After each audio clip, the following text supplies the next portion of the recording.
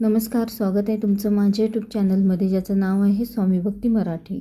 अधिक महिना, मलमास, धोंड्याचा महिना, पुरुषोत्तम मास अशा विविध नावांनी ओळखला जाणारा अधिकचा महिना हा यावर्षी 17 मे 2026 पासून ते 15 जून 2026 पर्यंत असणार आहे.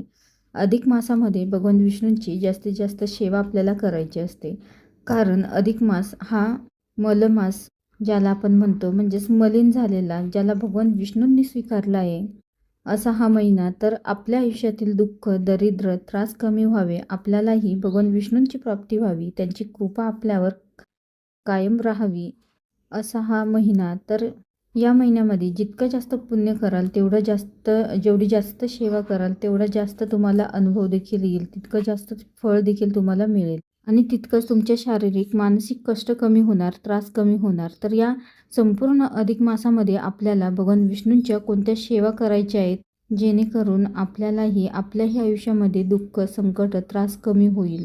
तर या अधिक महिन्यामध्ये आपल्याला भगवान विष्णूंच्या काही प्रभावी सेवा करायच्या आहे, ज्याने 100 पट सेवेचं फळ आपल्याला मिळेल आणि आपली इच्छापूर्ती देखील होईल. तर कोणत्या सेवा करायच्या आहे हेच आपण या व्हिडिओमध्ये बघणार आहोत. तर व्हिडिओ स्किप न करता संपूर्ण बघा आणि जे कोणी नवीन असेल या चॅनलवरती तर सबस्क्राईब करा. तर बघा, माता लक्ष्मीला भगवान विष्णूंची सेवा अतिशय प्रिय आहे आणि आपल्या ज्या घरामध्ये भगवान विष्णूंची सेवा होते त्या घरामधील माता लक्ष्मी ही अखंड वास करते, त्या घरामधून ती कधीही जात नाही. आणि त्यामुळेच आपल्या आर्थिक अडचणी कमी होण्यासाठी, आपल्या आयुष्यातील दुःख, संकट कमी होण्यासाठी आपल्याला या अधिकच्या महिन्यामध्ये भगवान विष्णूंची जास्तीत जास्त सेवा आपल्याला करायची आहे. म्हणजेच आपली आर्थिक अडचण कमी व्हावी यासाठी आपल्याला भगवान विष्णूंची सेवा करायची आहे. या संपूर्ण महिनाभरामध्ये जास्तीत जास्त सेवा आपल्याला त्यांची करायची आहे. जेव्हा जमेल तेव्हा तुम्ही सेवा करू शकता, संकल्पयुक्त देखील तुम्ही सेवा करू शकता. तर सर्वात पहिली सेवा आहे ती म्हणजे सत्यनारायण. तर या संपूर्ण महिनाभरामध्ये आपल्याला सत्यनारायण करायचं आहे. रोज तुम्ही नित्यनियमाने व्यंकटेश स्तोत्राचे देखील या महिन्यामध्ये पठण करू शकता. तुमच्या घरामध्ये भगवान विष्णू, बाळकृष्णांची मूर्ती असेल, रामाची मूर्ती असेल किंवा विठ्ठलाची मूर्ती असेल, तर त्यावर आपल्याला अभिषेक करायचा आहे. अभिषेक करताना रोज व्यंकटेश स्तोत्र 3 वेळा आपल्याला पठण करायचं आहे. आणि ही सेवा करत असाल तेव्हा मांसाहार आपल्याला पूर्ण हा टाळायचा आहे.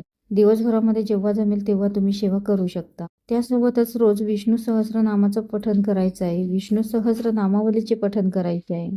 त्यासोबतच भगवान विष्णूंना तुळशीपत्र देखील अर्पण करायचं आहे आणि तुळशीपत्र अर्पण करूनच आपल्याला विष्णू सहस्रनाम आणि विष्णू सहस्रनामावलीचे पठण हे करायचे आहे. त्यासोबतच पठण करणं शक्य नसेल तर तुम्ही श्रवण देखील करू शकता. श्रवण करताना आपल्याला शांत बसायचं आहे. विष्णूंची सेवा करण्यासाठी खूप छान संधी आपल्याला चालून आलेली आहे. त्यामुळे तुम्ही आवर्जून या अधिकच्या महिन्यामध्ये भगवान विष्णूंची जास्तीत जास्त सेवा आपल्याला करायची आहे. यासोबतच तुम्ही पुरुष सूक्तमचं देखील पठण करू शकता. अभिषेक करताना देखील तुम्ही पुरुष सूक्तम पठण करू शकता किंवा केंद्रामध्ये जाऊन देखील तुम्ही सामूहिक सेवा देखील करू शकता, संकल्पयुक्त देखील करू शकता. हा संपूर्ण महिना भगवान विष्णूंना समर्पित आहे आणि त्यामुळे या महिन्यामध्ये त्यांची जास्तीत जास्त सेवा आपल्याला करायची आहे. अतिशय सुंदर आणि छान असे अनुभव तुम्हाला येतील. तुमच्या ज्या काही आर्थिक अडचणी असतील त्या नक्कीच त्यातनं कमी होतील, त्यामधून मार्ग मिळेल. त्यामुळे ज्यांना कोणाला जास्ती आर्थिक अडचणी असतील तर त्यांनी आवर्जून या महिन्यामध्ये भगवान विष्णूंची सेवा करा. काहीही शक्य नसेल तर अगदी तुम्ही 108 वेळा ओम नमो भगवते वासुदेवाय नमः या मंत्राचं तरी तुम्ही पठण करू शकता.